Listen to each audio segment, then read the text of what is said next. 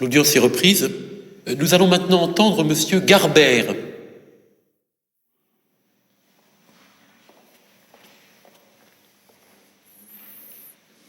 Monsieur, quels sont vos noms et prénoms? Garbert, Jean Garbert. Votre âge? 36 ans, je suis sapeur-pompier, capitaine de sapeur-pompier à la caserne de Gennevilliers où je réside. Êtes-vous parent, allié ou au service des accusés, de l'un des accusés ou de la partie civile? Non. Connaissiez-vous les accusés avant les faits qui leur sont reprochés? Non, absolument pas, non. Vous jurez de parler sans haine et sans crainte, de dire toute la vérité, rien que la vérité. Levez la main droite et dites « je le jure ». Je le jure. Faites-nous votre déposition, monsieur. Et c'était donc le 25 août 2007, j'étais l'officier de permanence à la caserne. Nous avons été appelés suite à un incident survenu sur la station Gabriel-Péry. J'ai dépêché immédiatement un véhicule de première intervention avec 4 sapeurs-pompiers qui se sont donc rendus sur les lieux. Moi, je suis resté pour faire la permanence, la liaison avec la RATP, puisque dans ce genre d'incident, vous le savez, l'homme était prisonnier entre la rame et le quai. Dans ce genre d'incident, nous n'avons pas d'autre moyen que de faire un levage de rame que j'ai donc organisé téléphoniquement avec un employé de la RATP. Mes employés rendus sur place ont donc vers 22h, je crois qu'il était 22h, 22h30, l'intervention ayant duré à peu près 50-55 minutes. Mes hommes se sont rendus sur place et ont donc trouvé la victime enclavé, si vous voulez, entre le quai et la rame, le bas du corps étant donc broyé, le bassin étant pris entre les deux, le train et le quai. Le haut du corps était encore parfaitement vivant. Mes hommes ont été particulièrement étonnés par la lucidité de la victime, qui a d'ailleurs échangé avec eux pendant que mes sapeurs prodiguaient les premiers soins. La victime a échangé avec mes sapeurs, qui ont été particulièrement, encore une fois, étonnés de cette lucidité, à tel point d'ailleurs que la victime a même demandé et fumé une cigarette avec mes sapeurs-pompiers. Par ailleurs, mes sapeurs ont pu discuter un peu avec l'individu qui leur a relaté qu'il avait été donc bousculé par 2 autres individus qui a fait qu'il s'est retrouvé dans cette situation bloqué entre la rame donc et le quai. Vous venez de rapporter des propos qu'aurait tenus la victime.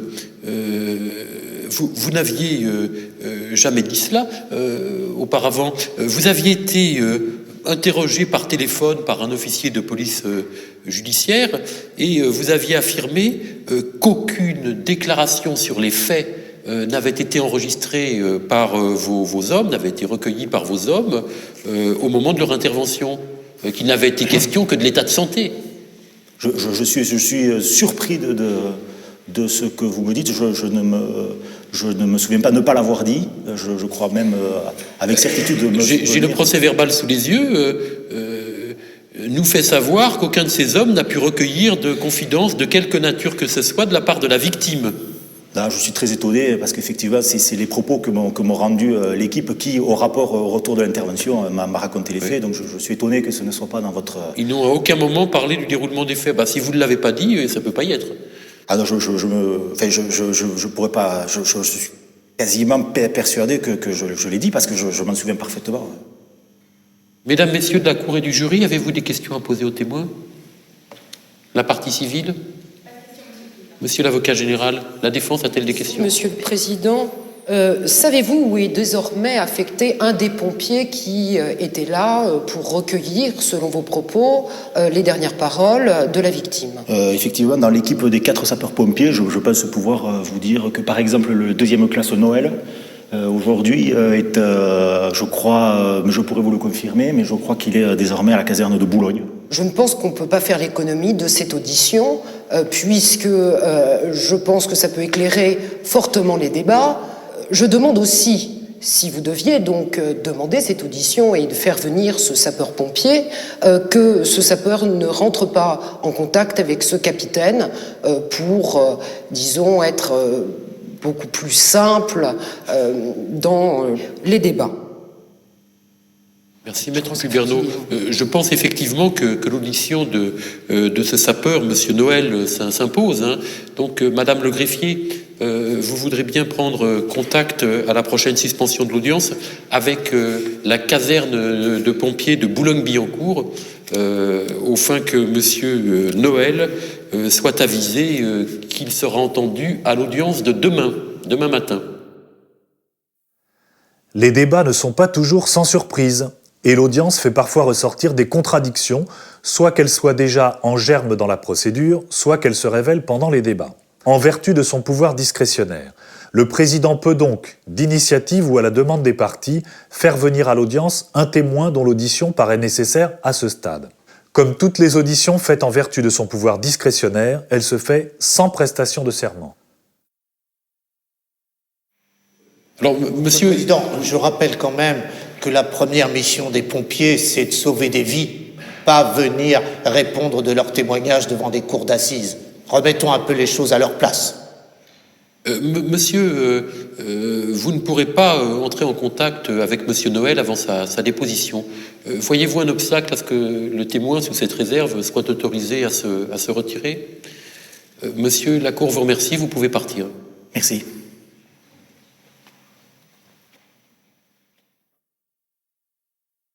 Je vais peut-être donner connaissance du rapport d'expertise toxicologique de Stéphane Grichat.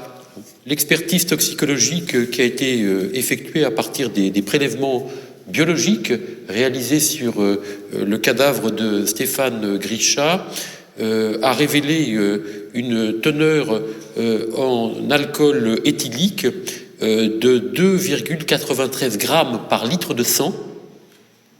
Cette expertise toxicologique n'a permis de mettre en lumière aucune prise d'une substance quelconque pouvant être en rapport avec son décès. Alors l'expert estime qu'il s'agit d'une alcoolémie élevée, qui est confirmée par les taux d'alcool dans l'urine et dans l'humeur vitrée. Et l'expert pense que Grichat Stéphane se trouvait dans un état alcoolique avancé au moment de son décès.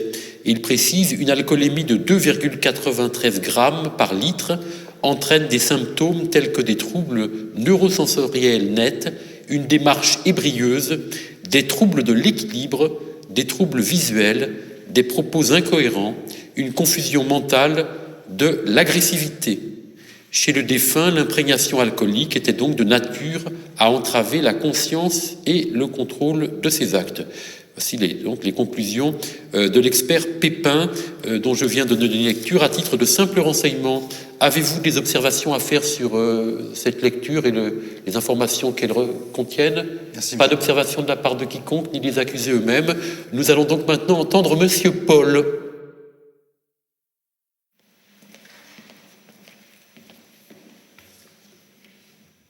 Monsieur, quels sont vos noms, prénoms? Paul Marcel. Votre âge? 44 ans. Votre profession? Médecin légiste.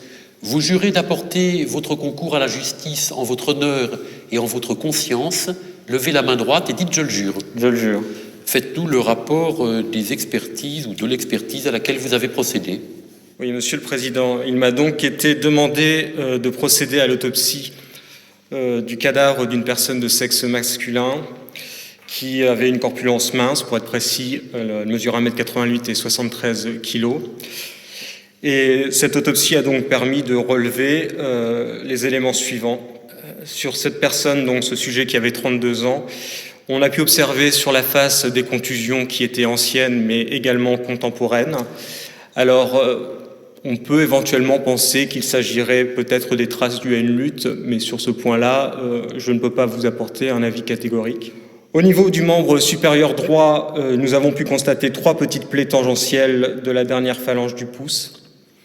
Là, il est possible, je dis bien possible, que ça soit dû à une arme blanche, mais là aussi on ne peut pas avoir d'avis certain sur ce sujet. Il était également constaté une petite ecchymose récente à la face dorsale de la deuxième phalange du majeur et de l'annulaire. Et il y avait également des traces de ripage étendues avec du cambouis. Et là, ça paraît tout à fait normal, puisque ce sont des traces que l'on retrouve souvent lors d'accidents sur des voies ferrées. Au niveau du membre supérieur gauche, on a pu constater 2 petites abrasions épidermiques récentes à la face dorsale de la tête du 5e métacarpien et une zone d'abrasion épidermique récente avec un décollement de 5 mm de diamètre à la face dorsale de l'articulation interphalangienne. Au niveau du tronc et du bassin, des abrasions épidermiques récentes étendues en bande avec un aspect grisâtre. Et nous avons donc pu, bien entendu, voir le fracas du bassin, c'était évident, et des lésions hémorragiques de la rate et du rein gauche, ainsi qu'une plaie profonde au bord déchiré en région para-anale supérieure gauche. Enfin, au niveau du membre inférieur gauche, il y avait des traces de ripage antérieur, et on n'a pas pu constater, en tout cas, l'examen n'a pas démontré qu'il y avait de lésions dans les zones habituelles de prise. Merci. Mesdames, Messieurs de la Cour et du jury, avez-vous des questions à poser à l'expert ? La partie civile. Merci, Monsieur le Président. Monsieur l'expert, nous avons vu que 55 minutes ont été nécessaires pour dégager le corps de Stéphane Grisha après le choc. J'aimerais savoir, Monsieur l'expert, s'il a souffert pendant ces 55 minutes. Écoutez, compte tenu de la nature des lésions qui ont été observées, je serais plus que tenté de vous dire oui. Je vous remercie. Monsieur l'avocat général, Pas de question. la défense a-t-elle des questions ? Oui, Monsieur le Président.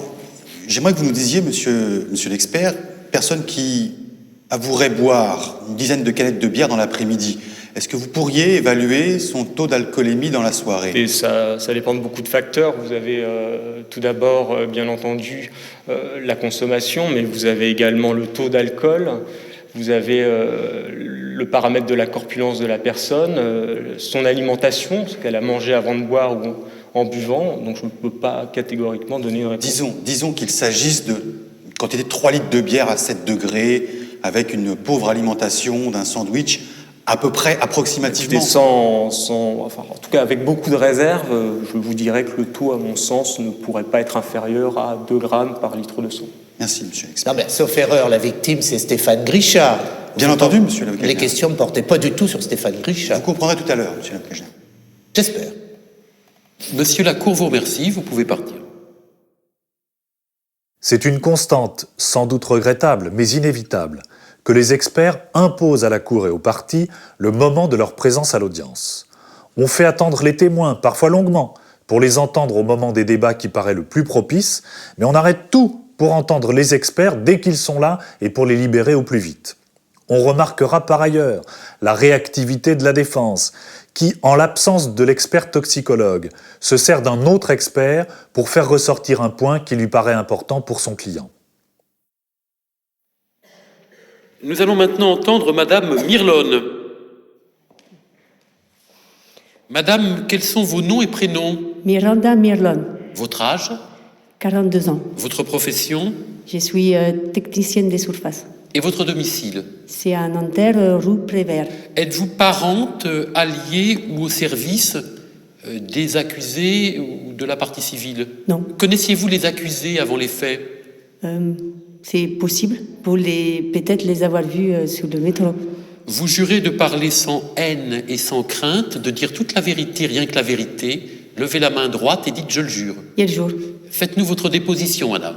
Alors, j'ai rentré du travail vers 22h30, 22h.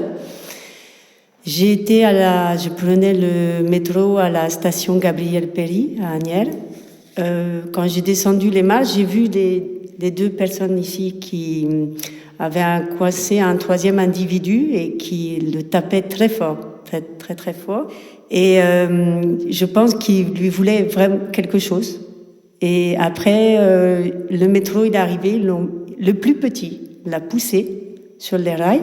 Elle était broyée du bas. C'était terrible, terrible, terrible. C'est pas tout à fait ce que vous aviez dit lorsque vous aviez été entendu par la police et par le juge d'instruction. Vous n'aviez pas évoqué ces violences que vous venez de relater, ces tabassages.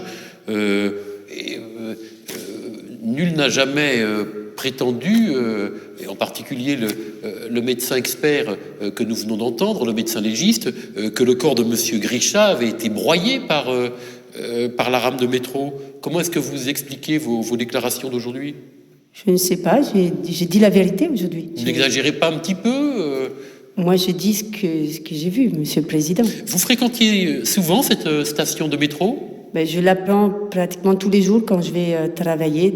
Alors, il semble que les accusés la fréquentaient aussi, cette station de métro. Est-ce que vous les connaissiez? Regardez-les. C'est possible. Vous n'en êtes pas sûr? Je ne sais pas. Vous aviez donné une description assez précise de l'un d'eux au moment de votre déposition. Il s'agissait de Koski. Vous vous rappelez? Je ne sais pas. Levez-vous, Anton Selmak et Darius Koski. Qu'est-ce que vous pouvez dire à ce sujet? Je dis que c'est pas juste, Monsieur le Président, parce que on n'a pas tapé Stéphane. À part moi, j'ai poussé le bras, mais Darius il a pas touché. Et laissez-le répondre peut-être. Ne répondez pas à sa place. Darius Koski, qu'est-ce que vous pensez des déclarations du témoin? Mais Anton, il a raison. Si je l'ai pas touché. Et pourtant, le témoin est formel. Vous maintenez votre version, madame? Si, Monsieur le Président. Mesdames et messieurs de la Cour et du jury, avez-vous des questions à poser au témoin? La partie civile, monsieur l'avocat général? Pas de questions. La défense a-t-elle des questions? Oui, Monsieur le Président. Madame, on comprend parfaitement votre émotion, votre choc, mais néanmoins j'ai quelques questions à vous poser. Tout d'abord, pourquoi n'avoir pas témoigné auprès des services de police au moins le lendemain? Je ne sais pas. Comment? Je ne sais pas. Vous n'avez pas d'explication. Avez-vous entendu parler de cette affaire, lu la presse, après les faits, avant de vous présenter au service de police? Comme tout le monde, j'avais vu cette affaire dans le Parisien. Alors, vous venez, en fait, il me semble, je peux me tromper, de résumer très parfaitement l'article paru dans ce quotidien, qui donne une version tout à fait délirante par rapport aux constats, aux expertises qui ont été diligentées dans le cadre de cette affaire. Vous parliez de tabassage, de corps broyés, et Monsieur le Président, très justement, vous a rappelé que ce n'étaient pas véritablement les constatations qui avaient été faites notamment par l'expert en médecine légale. Pourquoi ne pas nous donner votre version? Je ne sais pas. Alors, j'ai rien contre vous, la Cour non plus, on comprend votre émotion, mais on peut s'interroger, je peux m'interroger, avez-vous vraiment assisté à cette scène? J'étais là. J'étais là.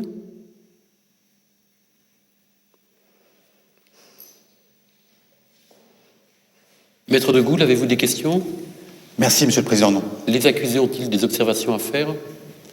Voyez-vous un obstacle à ce que le témoin puisse se retirer définitivement s'il le souhaite? Madame, la Cour vous remercie, vous pouvez partir. Nous allons maintenant entendre Monsieur Madi. Madame l'huissier, si vous voulez introduire ce témoin.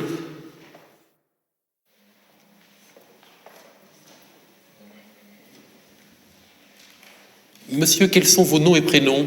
Alex Madi. Quel est votre âge?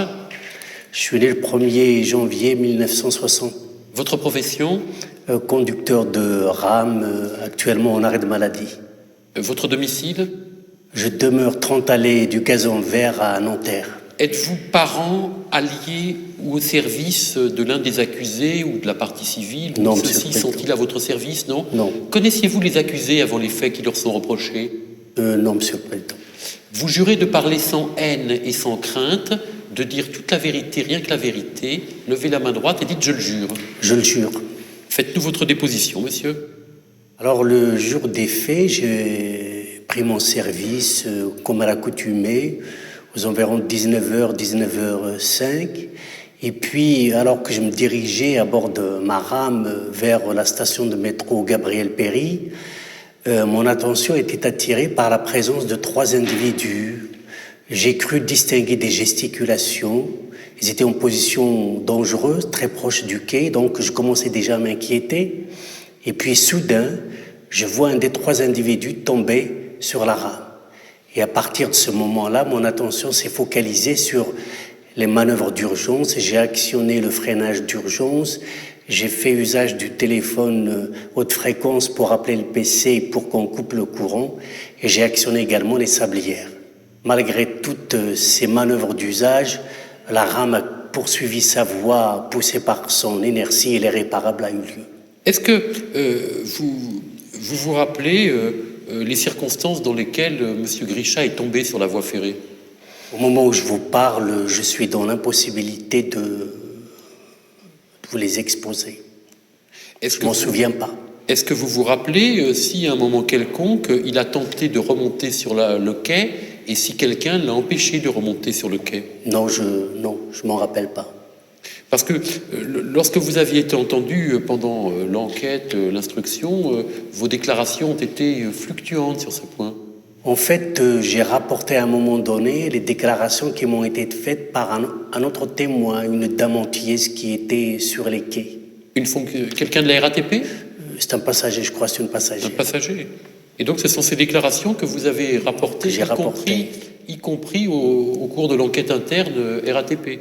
En tout cas, à la date d'aujourd'hui, je me souviens des manœuvres que j'ai tenté de faire pour épargner la vie à la victime. Mais vous ne vous rappelez pas ni avoir vu quelqu'un pousser Monsieur Grisha sur la voie, ni avoir vu quelqu'un l'empêcher de remonter sur le quai ensuite? Non, Monsieur le Président. Mesdames, Messieurs de la Cour et du jury, avez-vous des questions à poser aux témoins? La partie civile? Oui, merci, Monsieur le Président. Monsieur m'a dit, à l'époque des faits, il a été estimé que le temps qui a séparé le moment du freinage du moment où la rame s'est arrêtée était de 22 secondes. Vous confirmez cette information? Alors moi, évidemment, vu ma situation, je ne pouvais pas mesurer le temps, mais c'est ce qui m'a été dit par la RATP. Il s'est écoulé 22 secondes entre les manœuvres, le début de ces manœuvres et l'arrêt de la rame. Et deuxième question, Monsieur m'a dit, je sais que vous avez eu l'occasion de le déclarer tant au service de police qu'au juge d'instruction, vous avez été extrêmement choqué, et on peut le comprendre par cette scène. Et Monsieur Mitton, responsable de la ligne RATP, a indiqué qu'il s'était entretenu avec vous. Et voilà ce qu'il a dit, c'est en code D343, Monsieur le Président. Je l'ai reçu hier et il m'a confié qu'il ne mangeait plus de viande contenant des os, car leur craquement lui rappelle le bruit fait lors de la percussion du corps de la victime par son train. Qu'en est-il aujourd'hui, Monsieur Madi? En fait, lorsque la rame est arrivée au niveau du corps, effectivement, j'ai entendu le craquement des os. Et c'est vrai que ça m'a traumatisé, mais les souvenirs sont tellement éprouvants que je ne souhaite pas dire davantage. Malgré le bruit de la rame et des roues qui devaient grincer compte tenu du freinage d'urgence?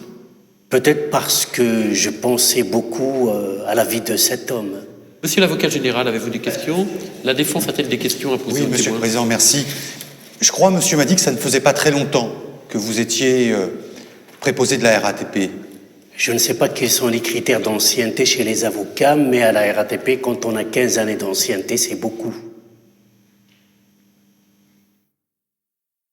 Vous avez pu observer que l'avocat se fait contrer par le témoin sur la question de son ancienneté.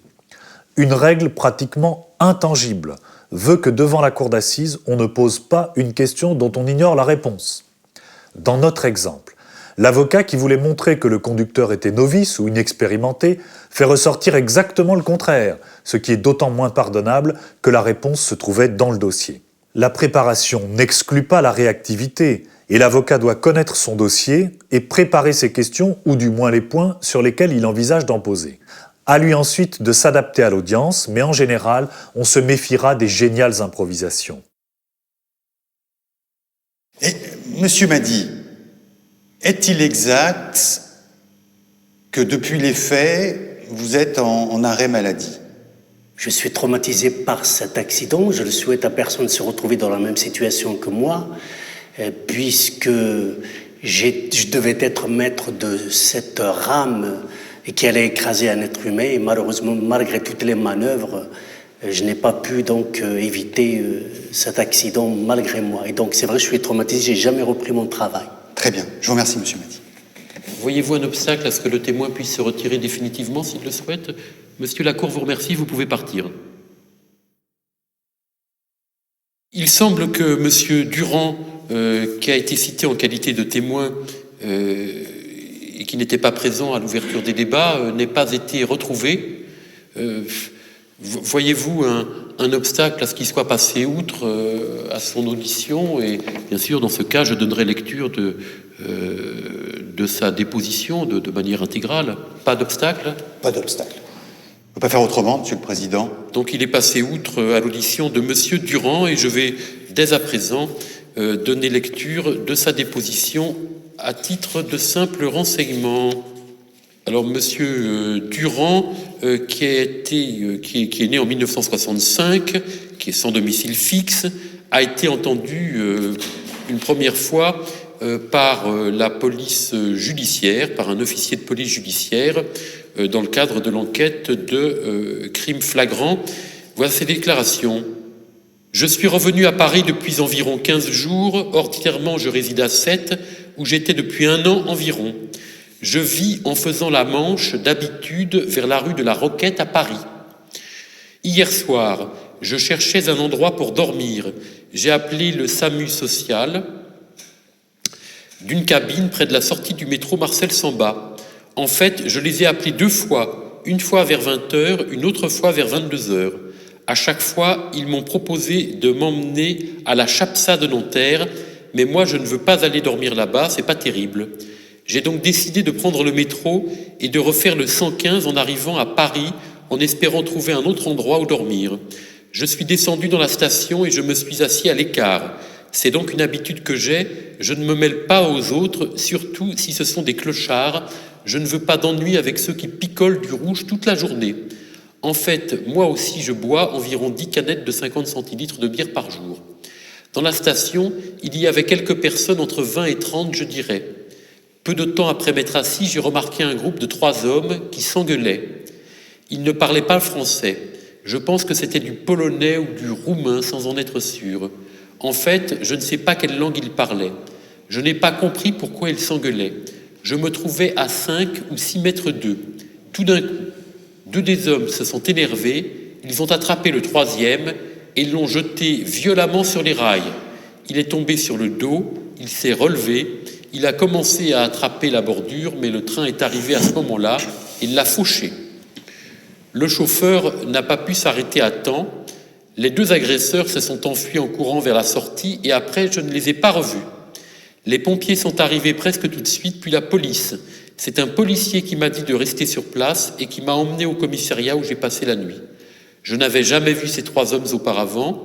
Je ne les connais pas, mais je serais capable de reconnaître les 2 agresseurs. Le premier est un homme de type européen, plutôt des pays nordiques, des pays de l'Est, âgé de 30 à 35 ans environ, mesurant dans les 1m70, 1m80. Il a les cheveux foncés. Concernant ses vêtements, tout ce dont je me rappelle, c'est qu'il portait un blouson style parka de couleur verte, comme l'armée. Le second, je ne l'ai pas bien vu car le premier le cachait. En fait, je ne suis capable de reconnaître que le premier. Il ne portait rien dans les mains, pas de sac, ni l'un ni l'autre. Celui qui a été jeté sur la voie non plus n'avait rien avec lui. Question, êtes-vous sûr de ne vous rappeler de rien d'autre en ce qui concerne les faits et les agresseurs ? Réponse, je précise que quand les 2 hommes se sont enfuis, ils ne sont pas passés devant moi, ils sont partis par où ils étaient arrivés, c'est-à-dire en passant devant les caisses. Je ne vois rien d'autre à Monsieur ajouter. le Président, pardonnez-moi, vous avez omis de faire une lecture d'un passage des déclarations de Monsieur Durand concernant sa consommation d'alcool. Ah, vous êtes sûr, maître de Gaulle ? Il me semble, oui. Si vous me permettez, je peux simplement compléter la lecture. Oui, allez-y. Êtes-vous sûr donc de ne pas vous rappeler de rien d'autre en ce qui concerne les faits et les agresseurs ? Réponse de Monsieur Durand, oui, je ne me rappelle de rien d'autre, je ne vois rien d'autre à dire. Il faut dire que j'avais pas mal bu hier, à peu près 10 bières. Et ça répondra aux interrogations légitimes de Monsieur l'avocat général de tout à l'heure. Souhaitez-vous que je donne également lecture de la déposition faite par le même témoin devant le juge d'instruction ?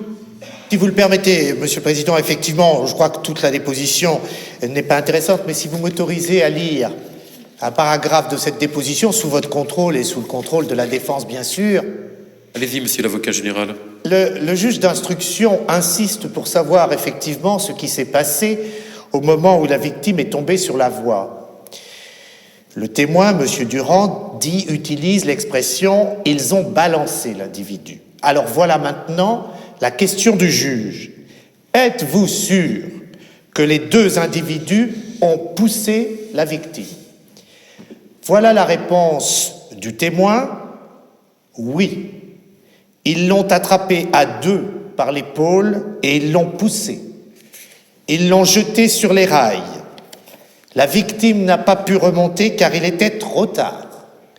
C'est sûr que la victime a été poussée par les deux autres et qu'elle n'a pas chuté accidentellement.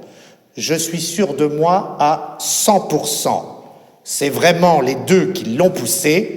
Ce n'est pas l'un des deux qui a eu un rôle déterminant et l'autre qui l'aidait juste ou le regardait faire. Voilà les certitudes du témoin quand il a été entendu par le magistrat instructeur, et je pense que ce jour-là, il était à jeun, sinon le juge s'en serait rendu compte. La partie civile a-t-elle des observations à faire sur le contenu de la déposition? Pas d'observation, Monsieur le Président.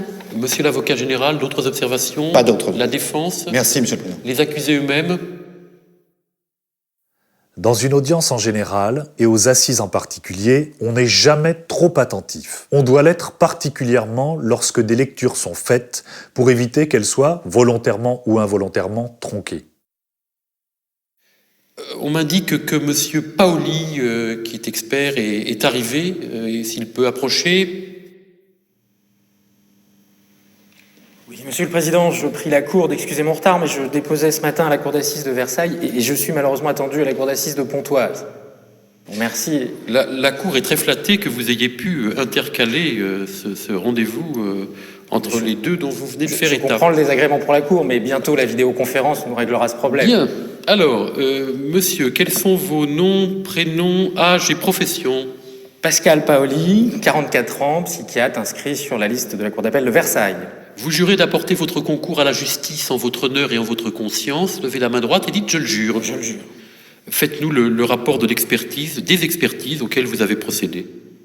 J'ai donc procédé, Monsieur le Président, à l'examen de Dariusz Kowski et d'Anton Selmak. Je commencerai par Dariusz Kowski, individu d'1m76, 66 kg, 28 ans au moment des faits. J'ai pu avoir accès, par chance, et grâce à Internet, à son accès médical, malgré son passage à l'étranger et son origine étrangère, qui n'a rien révélé de notable, appendicite, fracture, maladie infantile classique, sauf ce syndrome ACM, dans notre jargon, alcoolisme chronique massif. On est là en présence d'une appétence pour des substances alcooliques fortes, gin, vodka, et qui le conduisait à être fréquemment à des taux d'alcoolémie extrêmes, 3 ou 4 grammes dans le sang. Alors, la particularité médicale, c'est ce qu'on appelle un foie de polonais, c'est-à-dire que M. Kowski a la capacité d'ingérer ces quantités d'alcool sans subir de dommages physiques notables. Il est donc encore en bonne santé. En revanche, sur un plan psychologique, il est certain que sur le cerveau, ces quantités d'alcool ne sont pas sans effet. Elles conduisent en effet fréquemment à des situations de déréalisation. Plus grave, c'est un facteur désinhibant connu. On maîtrise moins ces pulsions agressives sous l'emprise d'une telle quantité d'alcool. Et bien évidemment, cela nous a contraints à conclure à ce que l'on appelle un profil psychopathique. Il n'est pas psychopathe. Mais en revanche, dans ce contexte d'alcoolémie, il peut présenter les mêmes symptômes, c'est-à-dire une incapacité à maîtriser ses pulsions agressives. Alors, l'examen psychologique classique a révélé une personnalité fruste, un coefficient intellectuel limité. Les repères de base sont acquis, le temps, l'espace. En revanche, il y a très peu de capacité à l'abstraction. Aucune conscience politique. Je l'ai interrogé sur la situation de son pays. Tout ça lui passe largement au-dessus de la tête. Mais une fois ces constats opérés, il est accessible à une sanction pénale. Il est curable et réadaptable à condition, bien sûr, de le maintenir en situation de sevrage. Merci. Mesdames, Messieurs de la Cour et du jury, avez-vous des questions à poser à l'expert? Le Conseil de la partie civile, Monsieur l'avocat général. Non, pas de questions. La défense a-t-elle des questions à poser? Oui, une question, Monsieur le Président. J'ai été surprise, Monsieur l'expert, que vous n'avez pas évoqué spécifiquement dans vos conclusions les conséquences du décès des parents de Monsieur Kowski lorsqu'il était enfant. Je reprends les termes de ma mission et ce point n'y était pas mentionné. Oui, c'est effectivement. C'est peut-être la qualité des débats aujourd'hui qui m'a amené et qui m'a incité à évoquer en fait cet aspect de la personnalité de mon client. Je dirais que ça s'inscrit à l'origine du parcours de Kowski, qui a quitté son pays, qui est aujourd'hui en rupture de toute relation, sauf celle qu'il a pu entretenir avec Anton Selmak. deux points communs entre les deux individus, c'est qu'ils étaient fils uniques. Donc c'est certain qu'à l'origine, ce décès brutal de ces deux parents que vous m'apprenez aujourd'hui a pu déclencher le début de l'errance dans laquelle ils se trouvent depuis maintenant de longues années. Les accusés eux-mêmes ont-ils des observations à faire? Monsieur l'expert, la Cour vous remercie, vous pouvez partir. Je n'ai pas, excusez-moi, oui, c'est vrai que vous évoqué le cas la seconde expertise. Individu également de taille moyenne, 1m76. Alors, sur le plan médical, il n'y a pas de notification notable. En revanche, sur le plan psychologique, nous courons là un tout autre galop. Nos entretiens se sont déroulés dans un climat de méfiance et de réserve assez rare. Et j'ai vraiment noté une quasi-impossibilité d'établir un contact en présence d'un individu méfiant, refusant de se livrer. Néanmoins, nous avons pu constater une absence quasi totale d'émotivité, une négation d'autrui et en même temps un ego très fort. Tous ces traits militent quand même pour un constat et un diagnostic de psychopathie, là réel, et se caractérise justement par un déni de la personnalité d'autrui. Les autres ne sont pas des êtres humains, ce sont des objets auxquels on est à peu près indifférent, qui permet le libre cours aux pulsions agressives, donc des comportements très vite antisociaux, et, dernière caractéristique, une absence totale de culpabilité et de remords, ou même de compassion très nette. Voilà. Alors, du même coup, le diagnostic est plus difficile, car classiquement, la psychopathie est considérée comme incurable. Mais ce que l'on constate finalement, c'est que la meilleure solution ressort d'un encadrement très fort. Donc, je crois qu'on peut dire aujourd'hui que M. Selmak est un détenu heureux. Mesdames, Messieurs de la Cour et du jury, avez-vous des questions à poser à l'expert? Une question, Monsieur le Président. Monsieur l'expert, vous n'avez certes pas expertisé Madame Grisha, mais vous êtes un professionnel et vous seul pouvez nous décrire combien complexe, difficile et douloureux est le travail de deuil que Madame Grisha mène pas à pas avec, chaque jour, de nouvelles difficultés. Alors, vous avez semblé tout à l'heure privilégier, notamment en ce qui concerne M. Selmak, une solution d'encadrement fort, presque souffler la solution carcérale. J'aimerais savoir, Monsieur l'expert, si vous pensez qu'une condamnation sévère serait de nature à aider Madame Grisha dans son travail de deuil. Vous posez une question qui excède un petit peu mes compétences. Je crois que la réponse est liée à la personnalité de votre cliente que je ne connais pas, je n'ai pas pu l'examiner. Si elle est, restons dans les clichés, dans une personnalité de type méditerranéen, c'est vrai que la vengeance accomplie peut constituer effectivement un apaisement à une douleur qui, vous avez raison de le souligner, est profondément destructrice. Monsieur l'avocat général, je n'ai pas de questions, Monsieur le Président. La défense a-t-elle des questions? Oui, Monsieur le Président, je voudrais poser une question tout de même à Monsieur l'expert. Combien de temps a duré l'entretien que vous avez eu avec Monsieur Selmak? Je pense qu'il s'agissait d'un entretien classique. Il a dû être d'ailleurs plus long que d'autres parce qu'avec nos collègues, nous étions particulièrement intrigués par ce cas et il y avait des difficultés d'établir le contact. Donc je crois qu'il s'est agi d'un entretien plus long que la normale, je dirais de l'ordre de 2 heures, 2 heures et demie, très facilement. Monsieur le Président, permettez-vous de demander à mon client la durée de l'entretien. Monsieur Selmak, levez-vous s'il vous plaît. Avec Monsieur l'expert, vous l'évalueriez à combien? Je dirais peut-être 40 minutes, 1 heure peut-être. Pas de question, Monsieur le Président. Je constate simplement qu'en 2 heures, Monsieur l'expert connaît mieux Monsieur Selmak que n'importe qui d'autre, ce qui ne manquera pas de m'étonner. Anton Selmak, est-ce que vous êtes un détenu heureux? J'avoue que je préfère dehors. Ah, quand même. Bien, vous pouvez vous asseoir. Monsieur l'expert, la Cour vous remercie. Vous l'avez vu, la défense s'étonne de ce que l'expert ne se soit pas exprimé sur un point qui lui semble important. L'expert lui répond non sans malice que ce point n'était pas mentionné dans sa mission, renvoyant ainsi la balle dans le camp de l'avocat. Notre propos concerne essentiellement l'audience, mais rappelons encore une fois que le travail de l'avocat se fait pendant toute la durée de l'affaire, que la loi lui donne une place importante dans le déroulement de l'instruction et qu'il doit occuper cette place. Ce qui n'aura pas été fait dans cette phase préalable sera généralement irrattrapable. Nous l'avons fait ressortir à propos d'une expertise, puisque la loi donne maintenant au Conseil la possibilité de compléter la mission de l'expert, mais ceci est également vrai pour toutes les demandes d'actes. Monsieur Noël est arrivé et j'ai également demandé à ce que Monsieur Garbert, que nous avions entendu à l'audience d'hier, soit présent. Madame l'huissier, est-ce que vous pouvez introduire Monsieur Noël ? Monsieur, quels sont vos noms et prénoms ? Grégoire Noël. Êtes-vous parent, allié ou au service de l'un des accusés ? Absolument pas. Ou de la partie civile ? Non plus. Ils ne sont pas non plus à votre service ? Vous n'avez pas été cité en qualité de témoin, mais simplement convoqué. Vous êtes donc entendu en vertu de mon pouvoir discrétionnaire à titre de simple renseignement. La Cour est saisie de faits qui sont en rapport avec la mort de M. Stéphane Grisha, survenu le 25 août 2007. Faites-nous votre déposition. Oui, alors à l'époque, j'étais affecté à la caserne de Gennevilliers et nous avons été appelés pour une intervention à la station Gabriel Péry pour un homme qui était tombé sur les voies.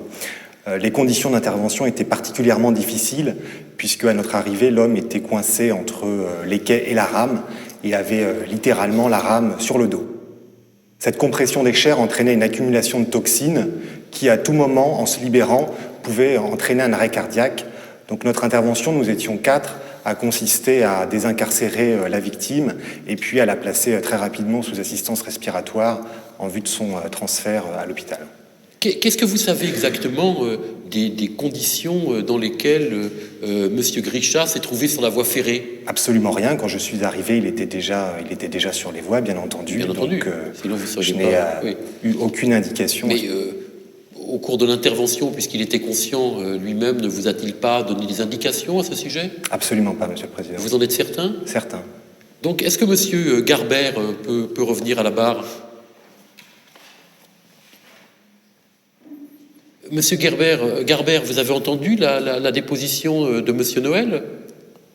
Qu'est-ce que vous en pensez ? Je n'ai pas d'explication, Monsieur le Président. Je vous ai dit hier tout ce que je savais. Peut-être n'est-ce pas le sapeur Noël qui s'est exprimé à moi au rapport. Je vous rappelle que vous êtes toujours sous la foi du serment que vous avez déposé à l'audience d'hier. Absolument. Je ne l'ai pas oublié.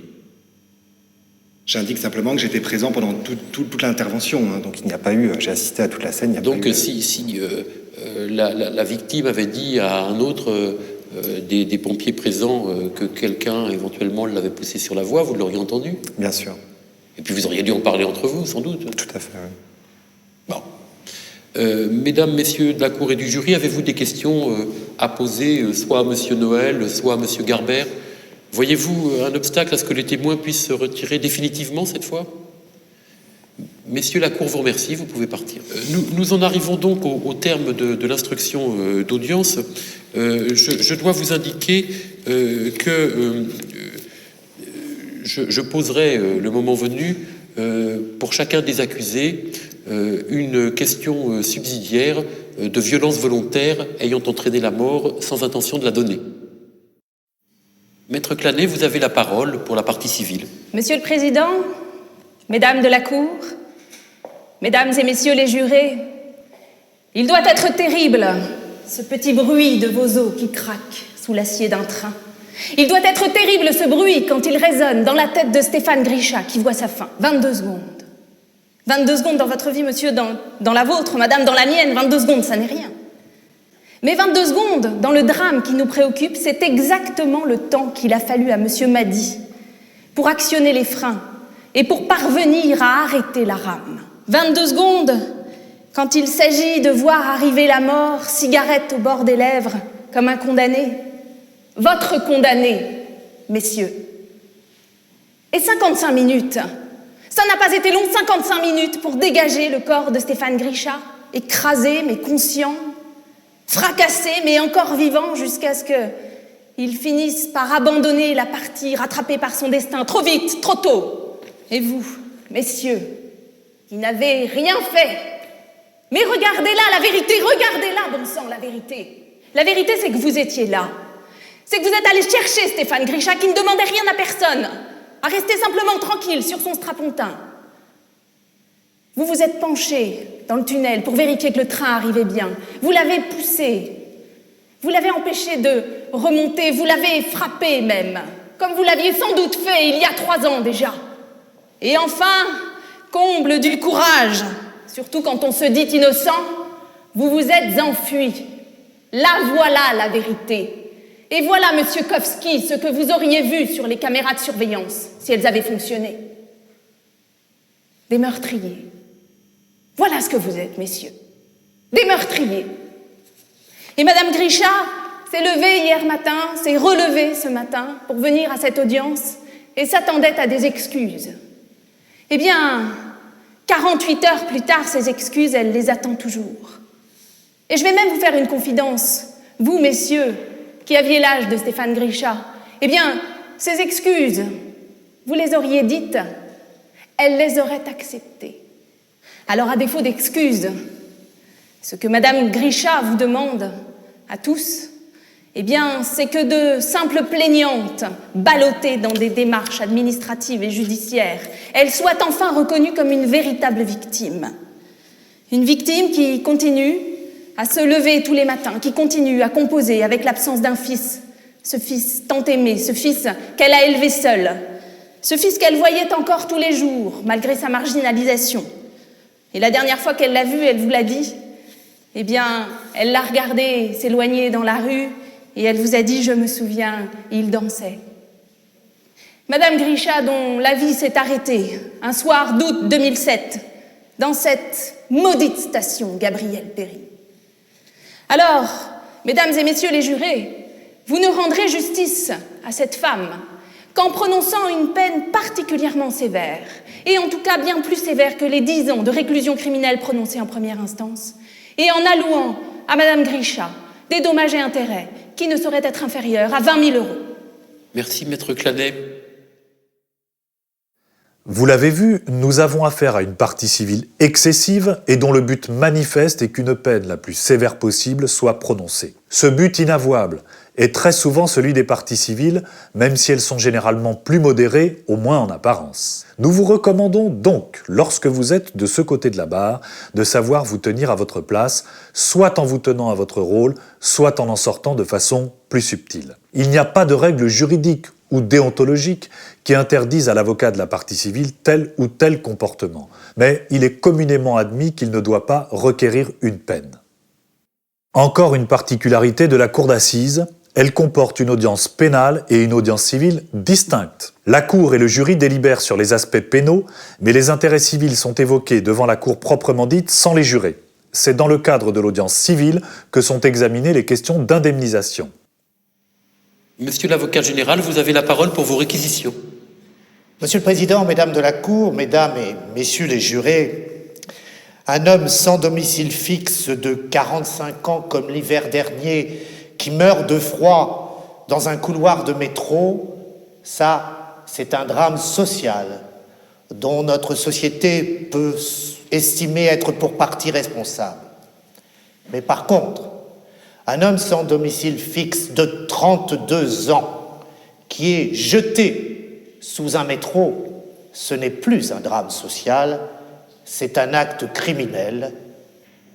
Pour décider du sort des accusés, vous disposez d'un dossier d'enquête, de constatation, de témoignage, mais vous avez aussi recueilli au cours de ces 2 jours d'audience des éléments personnels et des impressions que vous ont fait l'audition de la mère de la victime, les interrogatoires des accusés, l'audition des experts. Et à partir de tout cela, vous devez vous forger une intime conviction. Et moi, représentant du ministère public, j'ai essayé, sans a priori, sans parti pris, de me forger également cette intime conviction. Et je suis parti de faits incontournables. Premier fait, Stéphane Grisha est bien mort. Ce 25 août, le corps écrasé entre la rame de métro et le quai, le bassin broyé, les reins et la rate éclatés, attendant la mort en fumant une dernière cigarette. Fait incontournable. Deuxième fait incontournable, Stéphane Grisha n'est pas tombé accidentellement sur la voie. Il n'a pas tenté de se suicider. Il n'a pas été happé par le souffle de la rame. Il n'a pas eu un malaise, il n'a pas raté la marche. Et pourtant, il est passé sous le métro. Troisième fait incontournable, troisième certitude. Quand Stéphane Grisha tombe sur la voie, nous savons que les deux accusés étaient présents sur le quai à quelques mètres, à quelques décimètres, à quelques centimètres de lui. Oh, c'est pas eux qui nous ont aidés à avoir cette certitude, puisqu'ils se sont enfuis. Mais aujourd'hui, ils sont bien obligés de reconnaître qu'ils étaient là. Fait incontournable. La victime est sur la voie et les deux accusés sont sur le quai au-dessus de lui. Troisième fait incontournable. Les deux accusés et la victime se connaissaient et ils entretenaient des relations plutôt houleuses. Je crois que nous ne saurons jamais la vérité, mais le dossier laisse entendre qu'il y avait peut-être un problème de raquette, un problème de vol d'argent. J'ai vu également un problème de proxénétisme. Donc les deux accusés ne sont pas des voyageurs sans bagages, des passants occasionnels sur ce quai. Ils sont là pour Stéphane Grisha. Cinquième fait, nous savons, par l'audition d'un certain nombre d'employés de la RATP, que depuis quelques heures, des altercations multiples opposaient les deux accusés à Stéphane Grisha. Au moins, on a entendu des altercations verbales et des poursuites dans les couloirs du métro jusqu'au quai, où là, la victime, poursuivie par les deux accusés, est obligée, pour se défendre, de prendre un tesson de bouteille. Sixième fait, il résulte du dossier et de l'audition de la mère et du frère de la victime. Ce n'est pas la première fois que cela lui arrive à Stéphane Grisha d'être jeté sur une voie de métro. Ça lui est arrivé quelque temps auparavant et il a dit à son frère « J'ai peur des Ukrainiens ». Alors voyez-vous, moi je ne crois pas aux coïncidences. Tomber 2 fois sur la voie par hasard, par mégarde, non. Moi je crois que nous avons affaire à un véritable mode opératoire criminel. Enfin, dernier fait incontournable, dernière certitude, nous savons qu'ils étaient là, mais ils s'enfuient. Ils s'enfuient avant même l'arrivée des secours. Or, si on les entend, ils n'ont rien à se reprocher. C'est un banal accident. C'est Grisha qui était agressif. Mais on ne se préoccupe pas de cet homme qui vient d'être écrasé par le métro. Voilà un certain nombre de faits qui sont incontournables et qui, pour moi, sont des certitudes. Et puis, vous avez autre chose dans le dossier. Vous avez 2 témoignages concordants. Vous avez Madame Mirlone, à qui on a fait bien des misères du côté de la défense, parce qu'elle a eu le malheur de lire la presse comme tout le monde le lendemain. Enfin, en attendant, on ne peut pas mettre en doute que Madame Mirlone, elle était là au moment des faits. Elle était là et elle a fait une description de ce qu'elle a vu, tant au service de police que devant le juge d'instruction. Et c'est incontestable pour elle dans ses déclarations, elle a vu les 2 hommes bousculer et jeter Stéphane Grisha sur la voie. Ignorait que ce témoignage. Mais non, il y a aussi celui de M. Durand. Alors à lui, on ne lui reproche pas d'avoir lu la presse, mais d'avoir bu. Bon, il avait peut-être bu, mais il voyait ce qu'il voyait. Et quand j'ai lu les déclarations qu'il a faites au juge d'instruction, il n'y a pas l'ombre d'un doute. Il dit lui-même à 100%, je suis sûr, ils l'ont jeté sur la voie. 2 témoignages concordants. Et puis, M. Madi, dont on comprend aujourd'hui qu'il ait été traumatisé par les faits, avait fait des déclarations. Lorsqu'il est descendu de sa rame au moment de l'accident, il est venu dire, il n'est pas venu dire qu'on avait jeté, mais il a dit il y avait 3 hommes au bord du quai et puis il y en a un qui est tombé. Et il vient dire quelque chose d'éminemment grave, c'est que l'homme a cherché à remonter et que ces deux-là l'ont empêché de remonter sur le quai. Je suis convaincu. Il y a des faits incontournables, il y a des témoignages qui ne laissent pas douter de la sincérité. Et puis, on a l'impression que M. Koski voudrait se libérer un peu. Il parle d'un geste de son ami Selmak. Il y a eu un geste. Est-ce que c'est pas tout simplement le geste de pousser la victime sur la voie? Alors voyez-vous, pour moi, il n'y a aucun doute sur la culpabilité des 2 accusés. Et sur l'intention homicide non plus.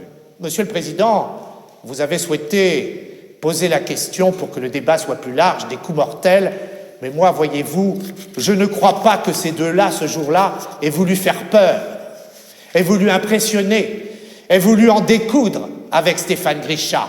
Non, ils voulaient sans doute faire ce qu'ils n'avaient pas fait quelque temps auparavant, c'est-à-dire le jeter sous le métro. Car il y a quelque chose d'important à rappeler, c'est qu'ils ne pouvaient pas ne pas entendre, ne pas voir le métro qui arrivait dans la station. Le métro était à proximité immédiate, 22 secondes avant d'entrer dans la station. Alors, une bagarre au bord du quai, ce n'est pas un accident, ce ne sont pas des coups mortels. Cette bagarre qui entraîne la mort de la victime, c'est un crime. Entre les 2 accusés, je ne me suis pas posé la question de la différence de sanction. Certes, l'un a un casier judiciaire, pas l'autre. Certes, peut-être y a-t-il eu un geste ultime de l'un, pas de l'autre. Mais moi, je dis que ce geste ultime-là ne m'intéresse pas. Il s'agit d'une action concertée, violente, vengeresse, pour se débarrasser de Stéphane Grisha. Je vous demande donc de déclarer les 2 accusés coupables d'homicide volontaire.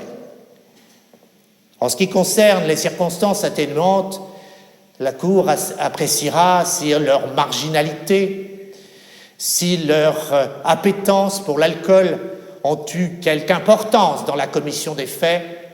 La défense éventuellement pourra exploiter ces arguments, mais pour moi, ce crime odieux et cette fuite permanente des accusés justifient que je requière une peine à l'encontre des 2 de 15 années de réclusion criminelle. Merci, monsieur l'avocat général. Vous avez la parole. Je plaide donc pour Dariusz Koski et j'étais particulièrement peiné que monsieur l'avocat général puisse dire que le geste ultime ne l'intéressait pas. Je crois que nous sommes réunis aujourd'hui pour nous intéresser malheureusement à ce geste ultime, qui l'a commis, qui ne l'a pas commis. Et puis, en qualité d'avocat de la défense, je vais vous faire une confidence, on est avocat avant tout. Je ne défends pas des causes, mais des personnes. Et sachez, madame, que j'ai déjà défendu des victimes, des parties civiles, et que je n'ai aucunement défendu des causes. Et votre peine me touche. Votre avocat a dit que vous auriez attendu des excuses, que vous auriez attendu un geste de leurs mains, ce que peut-être monsieur l'avocat général souhaitait vis-à-vis de vous. C'est difficile de comparaître, c'est difficile de trouver les mots, c'est difficile d'être bon en définitive avec une pauvreté de vocabulaire. Comparaître devant une cour quand Koski se dit innocent depuis le début, eh bien vous voyez, en tant qu'avocat, c'est pas parce qu'on a mauvaise presse en disant les avocats font des effets de manche, ne sont pas forcément convaincus de ce que peuvent dire les personnes qu'ils défendent, mais vous voyez, au sein d'une maison d'arrêt, quand vous rencontrez Koski pour la première fois, que vous avez lu ce dossier, et que ce qu'il sollicite, avant tout, et vous n'y avez pas pensé parce que vous êtes dans un rythme de dossier, un rythme d'affaires, et que vous ne vous y étiez pas penché peut-être très précisément, et qu'il sollicite comme premier acte d'instruction la chose suivante, le visionnage des cassettes vidéo. Eh bien oui. Combien de fois vous êtes allé dans le métro où il y a ces fameuses caméras? Combien de fois on se dit que l'on est observé? Combien de fois on se dit qu'en fait on est sécurisé? Kovski dit « Je n'ai rien fait, je n'ai pas poussé, je n'ai pas tapé, je ne comprends pas ces témoignages. Voilà la preuve absolue. On demande le visionnage, la saisie de ces vidéos et je pourrais rapporter enfin la preuve de mon innocence. » Vous savez, je n'avais aucune connaissance que l'arrêt RATP, en fait, ne procédait pas à des enregistrements. Moi, je croyais benoîtement que, comme dans les banques, il y avait un enregistrement, puisque lors des vols à main armée, eh bien, on peut voir qui y était avec des enregistrements et sortir des photos. Or là, ce n'a pas été possible. Alors c'est l'obsession de Kovski, parce qu'il se dit, s'il y avait eu cette cassette, il n'y aurait pas de procès. S'il y avait eu cette cassette, il ne serait pas devant vous. Alors, on ne peut pas échafauder l'idée que Kovski serait tordu à ce point-là de demander une cassette tout en connaissant qu'au sein de la RATP, on n'enregistre pas. Moi, je veux bien écouter monsieur l'avocat général et son immense talent depuis des années, mais sur les certitudes des témoins, ça se pose là. Je n'ai pas d'autre expression, mais véritablement, je trouve qu'ils sont forts en contradiction. En contradiction pourquoi ? Je n'ai rien contre cette dame. C'est difficile d'avoir entreaperçu une scène comme madame Mirlone, et puis venir à la barre des mois après témoigner. Elle était fort possible, précise dans son témoignage, mais son témoignage ne est corroboré par rien. Parce que le principal témoin des faits, c'est le conducteur du métro. Le conducteur du métro n'a pas vu la même scène. Et je crois qu'il est gravé dans son esprit lorsque l'on est, avec son outil de travail, au sein de sa cabine de la RATP, voir cette scène, ça vous marque à vie. Et il n'a pas pu vous dire, au débat d'audience, que la victime avait été poussée par l'un ou l'autre, ou les deux, qu'elle était tombée. J'en veux pour preuve aussi que les témoignages sont faillibles. Pourquoi ? Parce que l'officier de police judiciaire qui a fait le compte-rendu d'enquête a dit quand même quelque chose qui était fort intéressant. Fort intéressant pourquoi ? Il y avait des témoins. Il faut dire que les témoins, c'est vraisemblablement des SDF. Parce qu'au mois d'août, à cette station de métro, ça avait l'air quand même d'être la fête. Et qu'on buvait quand même passablement, et que tout homme ou femme qui ont bu, je ne sais pas, je ne les fréquente pas, mais vous avez pu fréquenter des bars, généralement, quand l'alcool monte, et quand il est pris à foison pendant une soirée, les motifs de dispute sont excessivement simples. Il n'y a pas de motif, on est contre les Ukrainiens. Alors, monsieur l'avocat général vous trouvera des motifs de proxénétisme qui n'ont pas été vérifiés, des problèmes de raquettes qui n'ont pas été certifiés, déterminés, et là, on est dans l'approximation. Alors, les motifs de dispute, il y en avait des masses. Généralement, un homme ou une femme, plutôt les hommes, monsieur le président, je n'ai rien contre vous, mais généralement l'alcoolisme c'est quand même plus un trait masculin. Généralement, quand ils boivent, ils ont des propos répétitifs. Toujours la même chose. On ne bouge pas de là. Eh bien, c'était le cas de Grishta ces soirées. C'est-à-dire, il en avait contre les Ukrainiens. On ne saura pas pourquoi, c'était tout. Alors, cet officier de police judiciaire qui dit qu'un témoin aurait vu deux personnes stopper la victime qui souhaitait remonter sur le quai. 2,6 g, je pense que mon confrère le plaidera, mais 2,6 g, je ne crois pas qu'on est dans son état normal et qu'on titube. 2,6 g, pratiquement tous les trois, je crois qu'on n'est pas dans son état normal et qu'on est véritablement peu enclin à être d'équerre. Eh bien, ce témoignage qui dit qu'il souhaitait remonter sur le quai et un témoin dira « ils écrasaient les mains de Grisha ». Moi, vous voyez, ce n'est pas les témoignages des certitudes, mais c'est les experts. Et l'expert en médecine légale vous dit très clairement la chose suivante. Laquelle? Il n'y a pas de fracture des mains, il n'y a pas de traces sur les mains. Éventuellement une coupure, mais les pieds n'ont jamais pu avoir comme conséquence en médecine légale des coupures, mais des écrasements, des hématomes, des fractures. Phalange, index, quand on y va généralement avec le pied, ça laisse quand même des traces. Alors vous voyez les témoignages, j'en ai une explication. C'est la suivante. C'est que vraisemblablement ils étaient nombreux sur ce quai, que la RATP savait pertinemment que ça allait un peu chauffer entre E2, E3, E4 et tout ce qu'il y avait sur ce quai, et qu'ils n'ont pas su gérer la situation. Et qu'après, le dossier a été monté sur rumeur.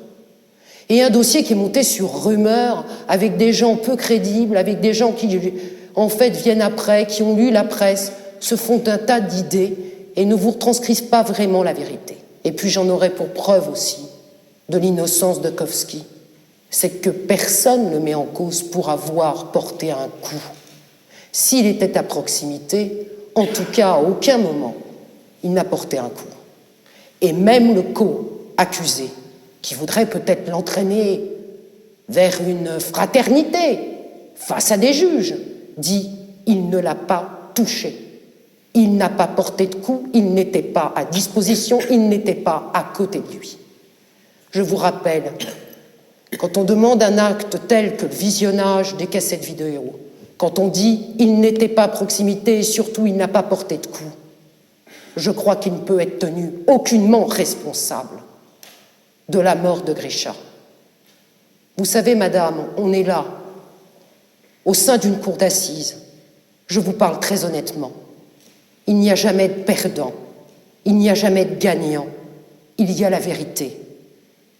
Et que vous saviez dans votre fort intérieur que votre fils, face à sa vie de SDF, face à sa vie un peu marginale, face à son alcoolisme, était quelqu'un qui, ma foi, pouvait tomber sur la raille sans pour autant être projeté comme on vous le soutient. Voilà mes observations. Madame, Messieurs de la Cour. Merci, Maître Puberdeau. Maître de Gaulle, vous avez la parole. Mesdames de la Cour, Mesdames, Messieurs les jurés, si la défense, pour apporter la preuve de l'innocence de l'accusé, ou même seulement pour insinuer un doute raisonnable dans l'esprit de la Cour, faisait citer comme témoin à la barre de cette juridiction un ivrogne, une mythomane et un dépressif, je gage que monsieur l'avocat général, avec le talent qu'on lui connaît, aurait tôt fait de railler ce déplorable système de défense, et il aurait raison. On est en train de parler de la vie de deux hommes qui, au bout du compte, se fondent uniquement sur les déclarations de 3 personnes, ce qui me semble, en toute hypothèse, extrêmement léger. Alors, je disais tout à l'heure, un ivrogne, monsieur Durand, avait, je crois que c'est démontré, que ça n'est même pas contesté, au moins 2 grammes d'alcool par litre de sang le jour des faits, à tel point qu'il a été impossible au service de police de l'entendre. Il devait être dégrisé. Il n'est pas venu aujourd'hui pour confirmer quoi que ce soit, parce que je pense très sincèrement qu'il aurait été dans l'incapacité totale de confirmer quoi que ce soit, parce que M. Durand doit en permanence vivre dans un brouillard fait de vapeur d'alcool, et je ne sais pas si le jour où il était interrogé par le juge d'instruction, son état était celui-là. Il n'en reste pas moins que le jour des faits, et ça c'est un fait incontournable, monsieur l'avocat général, monsieur Durand était totalement ivre. Est-ce qu'on condamne quelqu'un sur les déclarations de quelqu'un qui est totalement ivre? Peut-être, sans doute pas devant votre juridiction. Une mythomane, disais-je, Madame Mirlone, je crois. Madame Mirlone est venue fantasmer devant vous une version des faits dont on sait qu'elle ne s'est jamais déroulée, ou peut-être dans un film qu'elle a vu il y a quelques jours de cela, mais lorsqu'elle est venue vous raconter une histoire d'un tabassage d'un homme broyé, c'est pas la défense qui l'a dit, c'est même, je crois, Monsieur le Président, eh bien, elle a sans doute fait un très bon résumé d'un article paru le lendemain dans un journal qui a d'abord comme prétention de vendre du papier, mais à l'évidence, n'a-t-elle pas été sur les éléments objectifs du dossier? On était très au-delà, c'était du Spielberg. Madame Mirlone, et c'est pour ça que la question lui a été posée par mon confrère, était peut-être là, je ne suis pas certain qu'elle ait vu quoi que ce soit. Et c'est tellement vrai aussi qu'on peut s'en étonner, qu'elle ait mis autant de temps à venir déposer. Elle n'a pas déposé le jour des faits, ni même le lendemain. Il lui fallait le temps de se gaver d'une certaine presse. Ça n'est que le surlendemain que Mme Mirlone a cru devoir, faire un break dans sa morne existence et exister un jour en étant, en quelque sorte, la vedette d'un procès. Troisième personne, un dépressif. Et là, je le dis concernant Monsieur Mady, j'ai beaucoup de compassion pour lui parce qu'effectivement, il a pu légitimement nourrir un sentiment, non pas de culpabilité, mais à tout le moins de responsabilité, puisque c'est sa rame qui a causé la mort de Monsieur Grisha. Mais enfin, j'observe quand même que lorsqu'il est interrogé dans les premiers temps de l'enquête, il ne fait, c'est ce qu'il a dit à votre bar, que rapporter déclaration d'un tiers dont on ne sait rien, tant il est vrai qu'il était affairé, lui, plutôt qu'à regarder ce qui se passait devant lui, il ne voulait sans doute pas voir, tenter d'arrêter son train. Ensuite, mais uniquement lorsque il est mis gentiment sans doute en cause par la RATP, il va évoquer un coup de poing, et puis aujourd'hui, à votre audience, plus rien. Il ne se souvient de rien. Et la question qui se pose à votre juridiction, c'est de savoir si on condamne quelqu'un sur les déclarations d'un homme qui ne se souvient de rien. Alors, je le dis très tranquillement, un témoignage c'est fragile, mais ceux-là qui ont été exposés à votre audience sont inexistants. Et dans le florilège de portraits qu'a dressé monsieur l'avocat général, de faits incontournables, il en a oublié un absolument fondamental. Et je m'étonne d'ailleurs que cet oubli soit aussi scandaleux que cela. Il ne nous a pas parlé de monsieur Grisha. Je profite de l'évocation de la mémoire de celui-ci pour dire, là encore, toute la compassion sans emphase que je peux avoir pour la mère de la victime. Et je le dis en toute simplicité, sans éclat, Madame Grisha a perdu son fils et on doit forcément, de ce point de vue-là, avoir tout le respect qui est dû à sa personne. La vérité oblige de dire tout de même que le jour des faits, Monsieur Grisha était plus que totalement ivre. Lorsqu'on a 2,93 grammes d'alcool par litre de sang, il est évident que lorsque l'on se lève de son banc, le risque de chuter est patent. Et on n'a pas besoin de qui que ce soit, un souffle de vent même suffisait ce jour-là à le faire tomber.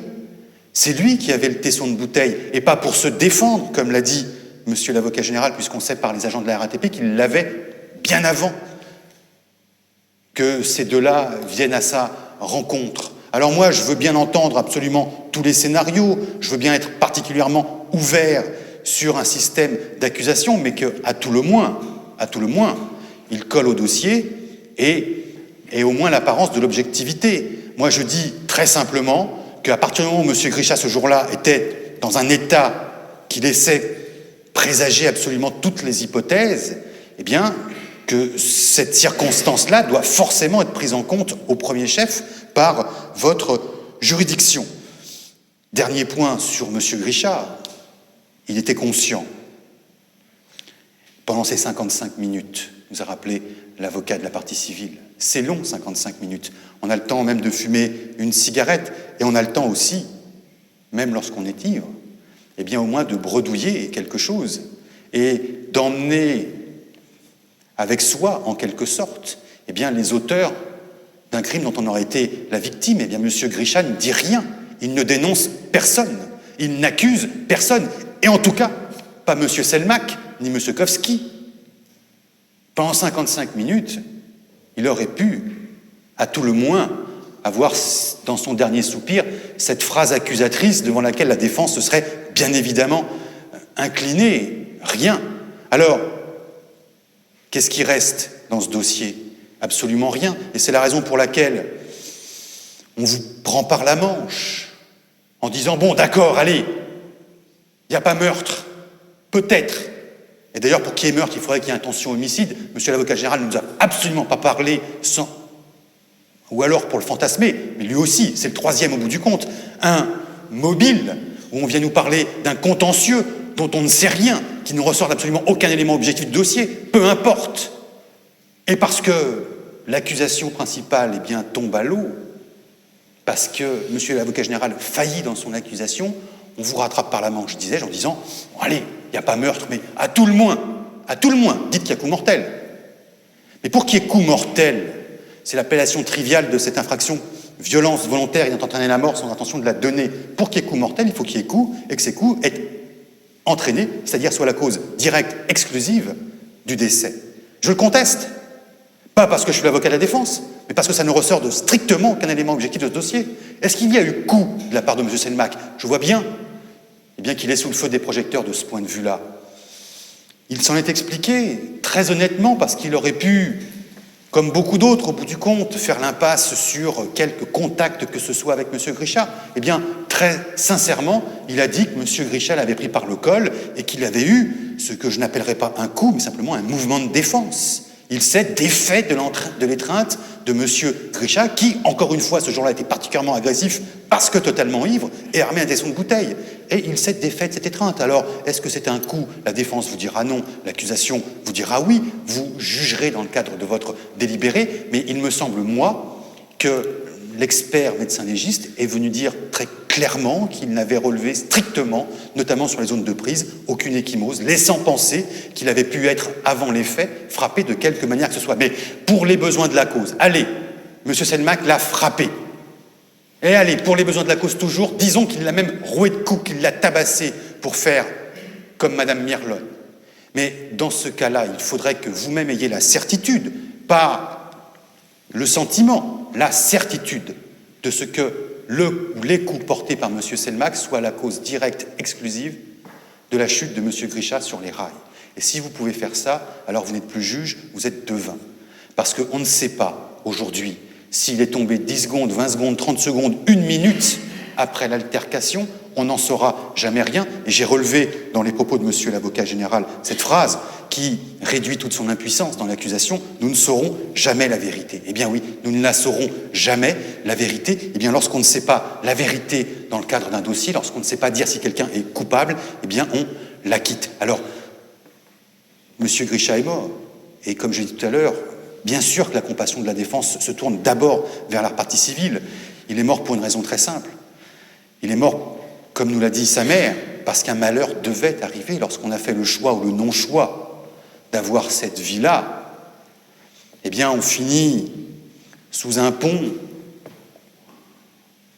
tué par le froid, sous les rails, tué par l'alcool.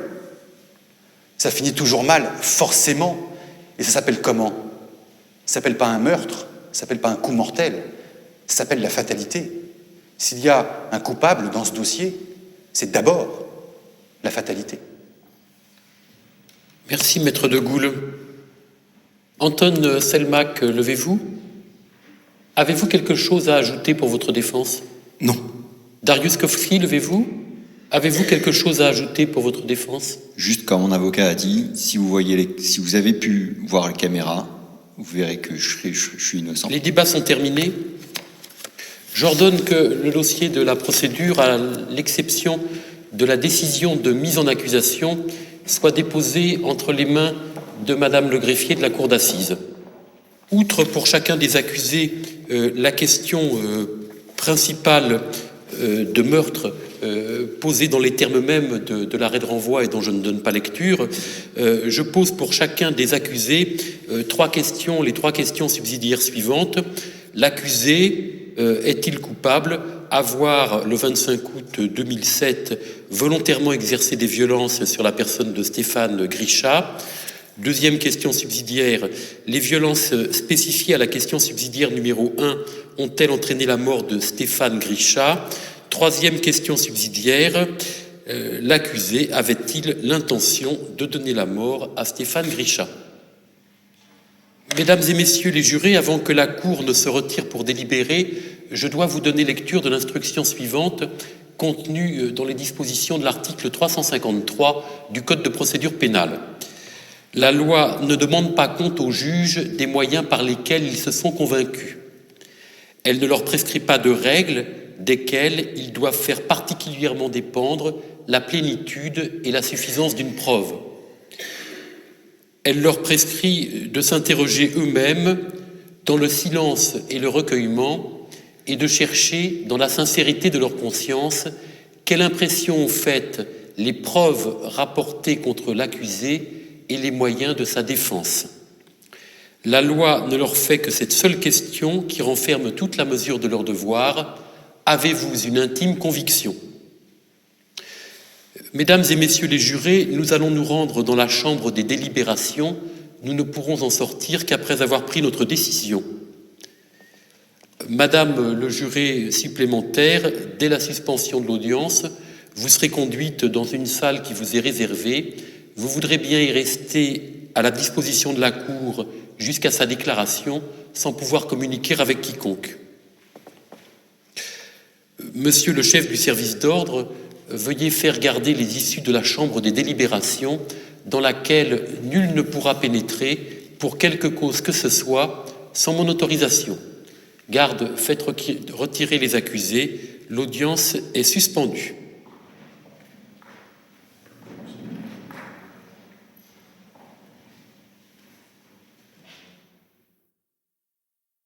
La Cour d'assises rend sa décision en répondant à des questions, principales et éventuellement subsidiaires, sur la culpabilité et la qualification pénale pour chaque fait et chaque accusé. Les questions, qui ne doivent pas être entachées de complexité, sont en principe conformes à la décision de renvoi. Mais il arrive que les débats fassent ressortir la possibilité d'une disqualification.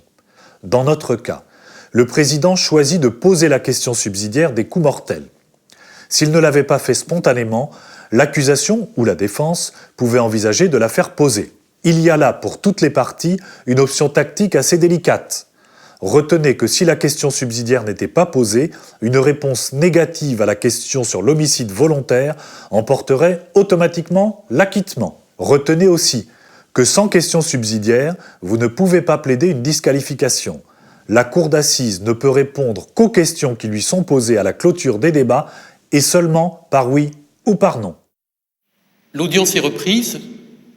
Garde, faites entrer les accusés.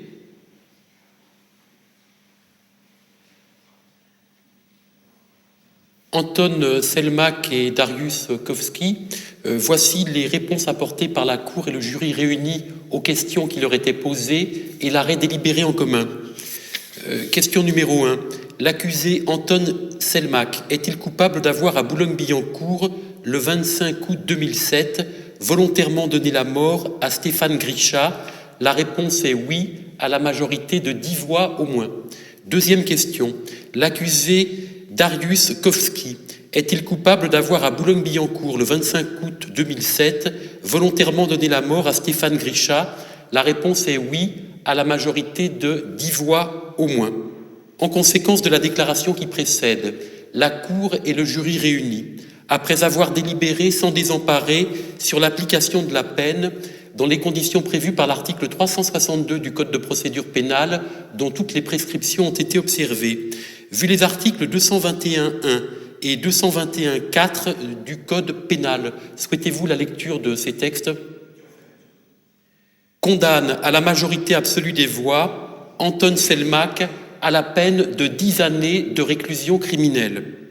Condamne à la majorité absolue des voix Dariusz Kowski à la peine de 10 années de réclusion criminelle. Anton Selmak et Dariusz Kowski, vous avez donc été reconnus coupables du crime de meurtre qui vous était reproché. Vous êtes condamnés à 10 ans de réclusion criminelle, qui était la peine prononcée par la première cour d'assises. Est-ce que vous avez compris l'un et l'autre la décision rendue par la cour? Anton Selmak, je vous avise que vous disposez d'un délai de 5 jours francs pour vous pourvoir en cassation contre le présent arrêt. Passé ce délai, vous n'y seriez plus recevable. Avez-vous compris? Oui. Dariusz Kowski, je vous avise que vous disposez également d'un délai de 5 jours francs pour vous pourvoir en cassation contre le présent arrêt. Passé ce délai, vous n'y seriez plus recevable. Avez-vous compris? Oui. Vous pouvez vous asseoir. L'audience criminelle est levée. L'audience civile s'ouvrira dans quelques instants.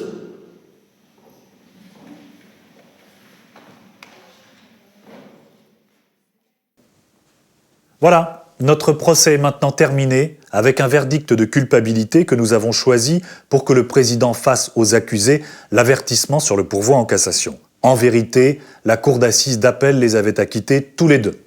Autre chose, nous sommes partis du principe que les accusés étaient détenus et c'est de loin le cas le plus fréquent. Sachez cependant que s'ils sont libres, le président leur enjoint de ne pas quitter le palais de justice et qu'ils font l'objet d'une sorte de rétention par le service d'ordre pendant le temps du délibéré. Vous avez compris que nous voulions donner une illustration vivante de l'audience d'assises et des commentaires résolument pratiques. Naturellement, nous n'avons pas la prétention d'avoir été exhaustifs et ceci ne saurait vous dispenser de vous reporter à votre code de procédure pénale.